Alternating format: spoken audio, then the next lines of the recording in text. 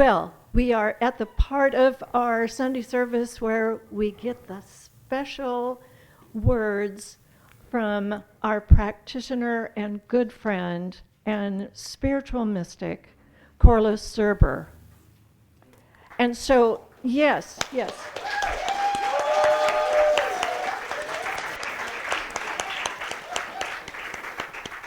It's been a little while since she's been here to speak with us and to bring us her wisdom. And I know she has a lot of wisdom to share today. So let's give her another round of applause. Corliss Serber.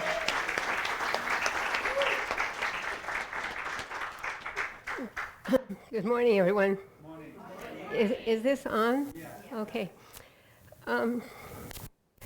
There's so much I really wanted to say, but I knew I was going to cry a little bit. And I told that to Adrian, and he says, this is your day. You cry. So here I am. And you can cry with me if you want to. Remember that song years ago?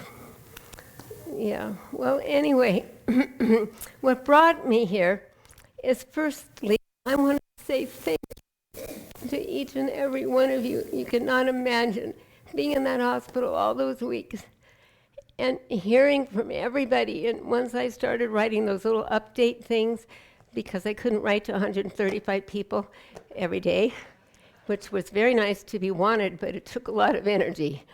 So anyway, I just wanted to tell you what a difference it made for me. And so, do you know, when I was in the hospital, sometimes people would be there 24/7 for a whole week and no one would even come and see them. And for real. And I had all these people that I had to make I have to start making don't only come between 1 and 3, you know.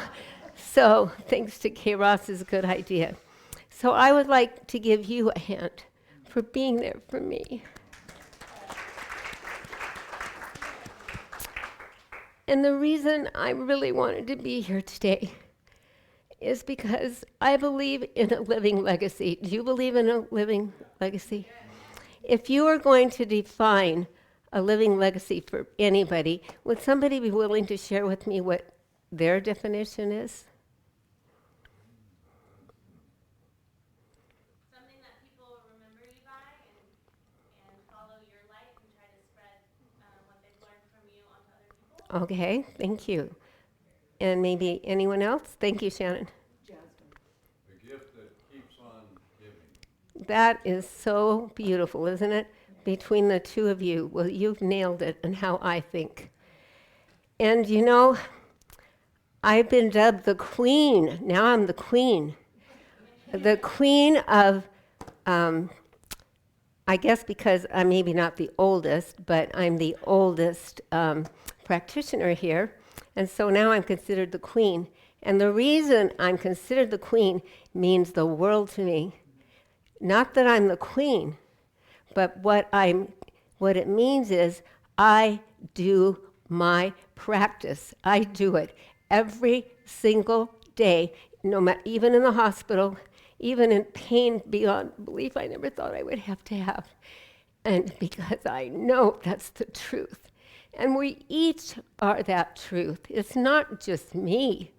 It's all of us. And I want everybody to know that they are their own living legacy. Does that sound true to you? Okay, so what I want to do today is, you know, I normally try to start with a joke because I love Joel Osteen and I want to be a good speaker like him. But today did not seem like a joke day to me.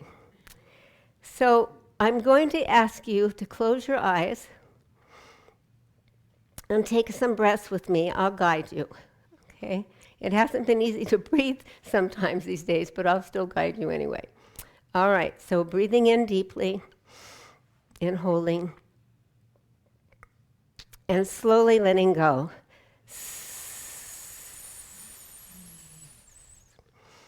And just resting.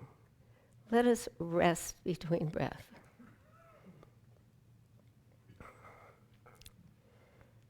So breathing in, hold,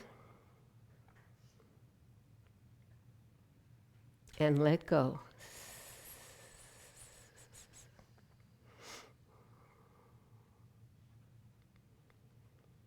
And let's take one more together and hold it.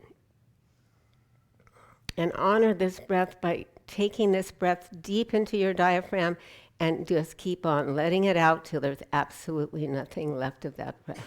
Let's do it now. Let go. Keeping your eyes closed, I'm going to ask you a question. I want you to ask yourself this, and take your time, and just, I often tell everybody, to me, vision is my key along with breath for me.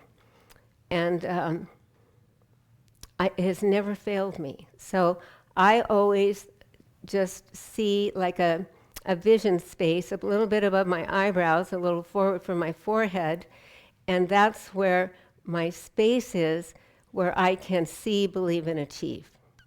So let's get to that space, and when you get to that space, take your deep breath, hold and release. Ready? Let's go.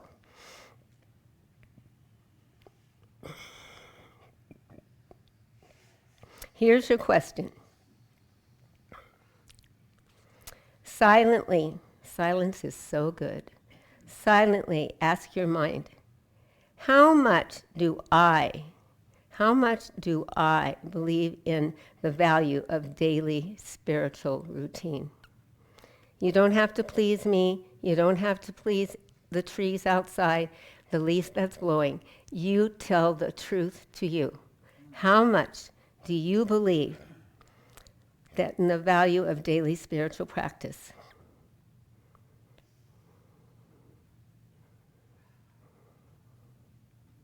Take a deep breath in.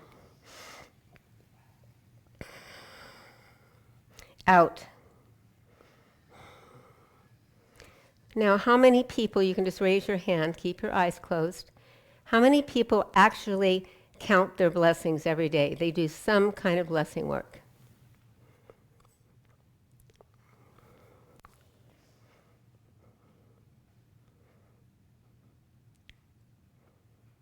Take a deep breath in and out. And you can open your eyes. If you were going to rate your ratings in your vision today, let's say 5 is the very best and 0 is the pits. Where would you place your blessings, your breath, your commitment to a daily spiritual practice? And just maybe show me a number on your hands so we can get an idea. Okay, look around the room. You are with the choir. You are with people who already truly believe, because spiritual practice is, it's like, to me it's like fudge ice cream on fudge ice cream, with lots of real nuts now that I can have them, and just having a good time mixing it all up because I like it soft.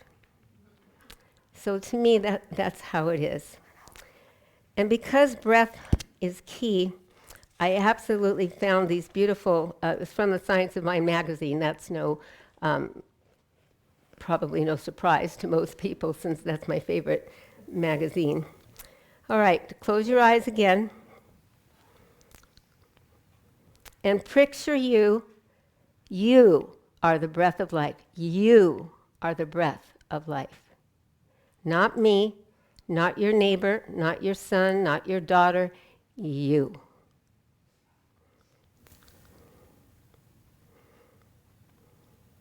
Breath of life. Breath is the bridge which connects us to the highest consciousness. I don't know about you, but my whole life I have wanted to live at the highest consciousness that that I could. And I believe that that's my key that allows me to want to do my spiritual practice every day. Does that make sense? Okay. And so I want you, and that's by, I always get his name a little bit wrong, but Thich Nhat Hanh, is that how you say that? Okay. Because when you think about a bridge, I mean, what greater way to go from point A to point B without meandering like I do in my language, you know, A, B, C, and D, and F, and go back again and around. Okay, you don't have to do that when you have a bridge. It lets you get there right away. But you have to be allowing, and you have to be willing. Right, Shannon? Yeah. Willing and allowing. So look in your mind, close your eyes. Are you willing and allowing to take the bridge? Sometimes it means you have to take a leap. Recently, I've had to take a leap, as you could probably see, and I've had to make choices in life I never thought I'd be making. And you know what? If you've been reading some of the daily guides, some of them have been actually joyful. I mean, it's been like a wake-up call for me. I didn't realize such a thing could even be occurring. And yet Tammy and I were planning this beautiful celebration of life, to be honest. And it's going to be, I love this place in Redlands. It's going to be at the Kimberly Crest House. And it's all outside. It's just exquisite and beautiful, and gardens and all that. And why not make it beautiful? Life is beautiful. And in this moment, it's beautiful. Having my family here is beautiful. And all my friends, and even people from Toastmasters way back. I mean, I have been so loved my whole life. And to realize that and re-realize that, I cannot tell you the joy that that brings. And I just wanted to share that because that to me is part of the living legacy. Very much so. Okay, the other, I love this book. We've taught it a few times. It's called This Thing Called You. Yeah, it's one of my favorites. And in that book, he identifies with the daily guide writer, or maybe I identify with the daily guide writer. And her name is Reverend Karen Wilson. Do you know her? I don't. Okay. Anyway, this is what I want you to close your eyes about, and it's this affirmation. As I become aware of my breath, what I become aware of is my unity. And as you all know, unity is in the word community. And that's what we have here. That's why we have the group that we do. That's why we were able to get through COVID and all these other events that we've been asked to go through, and made it through with ease and grace and honor and unconditional love. And that's what makes me so proud of being, I don't feel a part of us, I feel a whole of us. And I want you, that's part of living legacy to me as well. So I feel like we could all feel a whole of us, Okay, here is the affirmation. You can close your eyes. As I become aware of my breath, I become aware of the unity of life itself. The unity of life itself. And you're worth it, and I'm worth it, we're all worth it, and the world is worth it. We are the lights. We are brought here at this time to be the lights, so that we're not only the light for ourselves, but we are wrapped in the light. We are going toward the light, just like I'm looking at that beautiful window back there. I am going toward the light. And I believe in miracles, whether some diagnosis was given to me or whatever it is. Who's to say I couldn't be one of those miracles, with all your prayers and all your sincere lovingness that says, you know, it's not your time yet, so you're not going yet. So that's what I'm going toward in part. And let me make sure I got everything I wanted to say on the bottom here.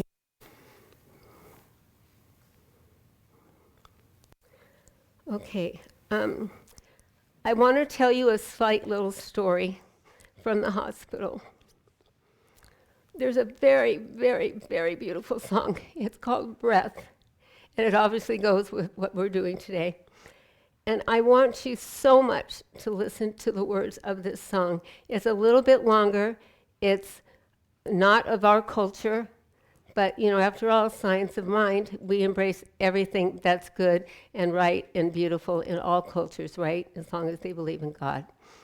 So my desire is, because you're always asking me, what can I do for you? I really, really want to be there for you. And I know you do because it's so evident. But listening to this song and embracing it in some way for your life would be the gift to me in my life. So, are you ready, Adrian? Can I say one more? I forgot to say one thing. How I got to this song, it was on the most painful day that I had in the hospital the second time around. And my nurse, I had these fabulous nurses. And yes, she had a gorgeous singing voice herself.